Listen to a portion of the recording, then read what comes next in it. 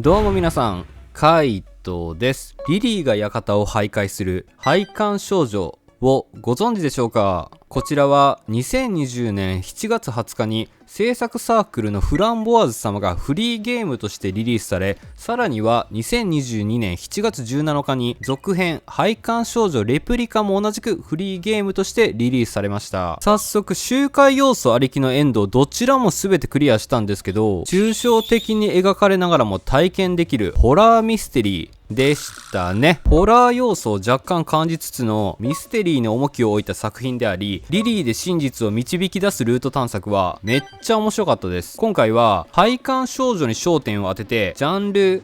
ストーリー、魅力を簡単に紹介します。では早速やっていきましょう。まずこのゲームのジャンルになりますが、一番しっくりくるのがホラーミステリーですね。とある事件がきっかけで廃刊となっている孤児院をさまようリリーの物語が描かれます。2D ドットの探索型ホラーゲームで、魔女の家 MV、マッドファザーのようなスクールっぽさがあるんで、系統としてはこちらに分類されるかなと。館内にある文章を読みながら頭にインプットして謎を解き、鍵を見つけては扉を開け、さらに謎が登場します。オーソドックスなホラーテイストなのも遊びやすいんで、ところどころで追いかけっこイベントが発生するのもハラハラ感も味わえるのも展開の魅力であり、同時に逃げ切った後の安堵感も味わえますね。基本的にはリリーで館の謎を解いていきながら少女に追いかけられるのを振り切り進んでいく形になります。ざっくりと説明するとこんな感じ。次にストーリーになるんですけど、過去に惨劇が繰り広げられた廃墟となってしまった孤児院が舞台。少女リリーは記憶が混乱する中で孤児院を徘徊し、様々な奇妙な体験をすることになります。いろいろな人との交差が交わり、彼女は真実にたどり着くことができるのかってお話。そしてこのゲームの魅力についてなんですが、1、リリーと一緒に混乱に立ち向かうストーリー。物語はグランツ孤児院って目を覚ます展開から始まり、廃墟の中を徘徊します。暗転に包まれた中で緊張感を味わいながら、調べるごとに孤児院の事情が明らかになっていきます。記憶が曖昧の中での精神科医であるアルノルトの不可解な行動や、圧倒的悪に描かれる院長ハーネスの異常性、そして謎の少女との関係性などが混乱の中で描かれています。マジでこいつやべえから。物語が進むにつれて孤児院の歴史を紐解きながら、自分の行動が合致しないこと、辻褄が合わないことにプレイヤー自身も徐々に気づかされていくストーリー展開が、頭にピースを当てはめていくのがなんとも心地よくて見事でしたね。ラストのどんでん返しを踏まえてリリーを中心に紡がれていく没入感はほんまにいい。2、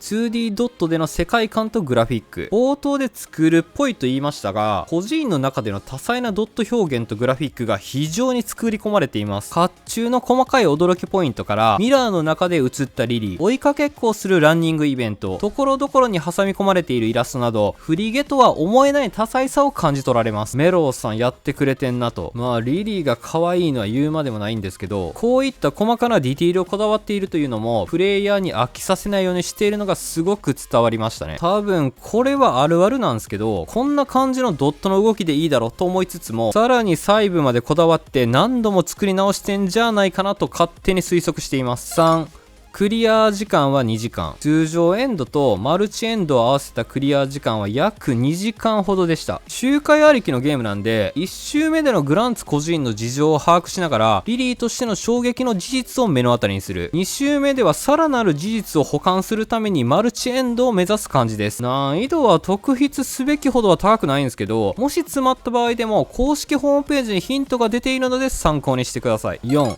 廃刊少女レプリカについて。2年後にリリースされたのが廃刊少女の続編、廃刊少女レプリカ。ジャンルは同じくホラーミステリーであるものの、こちらはよりミステリー要素が色濃く出ていますね。新たにクイックタイムイベントが追加され、時間内にボタン操作を行って危機を回避する新鮮さもプラスされました。焦らせてくるやんけ。廃刊少女に登場したモブキャラである嘘つきローゼマリーが主人公となり、グランツ孤児院に入るまでの過去を追体験することができます。内容はめっちゃ重たくて最高なんですけど、公式設定資料集にわがままお嬢様のようなデザインが気に入っていたが出番が少なかった。なので何か物語が作れないかという形で出来上がったのが本作。ローゼマリーの嘘と真実が入り乱れるストーリーには、前作同様の混乱の中でも考察がはかどる内容が熱く展開されてて、さらにマップ探索時の謎解きのアグレッシブさも増しており、色々とパワーアップしているのが満足度は非常に高かったですね。どちらの作品もぜひプレイしてこのシリーズを楽しんでいただきたいですね。以上になります。リリーとローゼマリーで館を徘徊するホラーミステリー、廃刊少女